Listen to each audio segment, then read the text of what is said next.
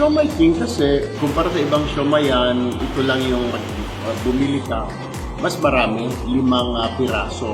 Pagkatapos pure meat siya, wala siyang mga extenders. Nagustuhan ko yung lasa ng Siomai King. Masarap ang Siomai King sa lahat ng siomai. Meron po along EDSA, malapit sa Shaw Boulevard.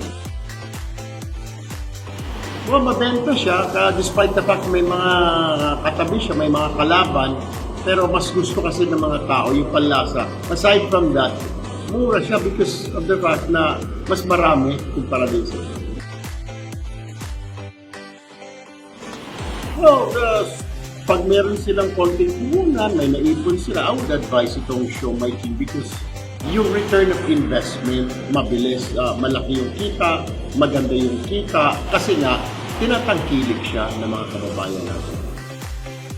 Kaya ang siomai ni Tulpo, Siomai King.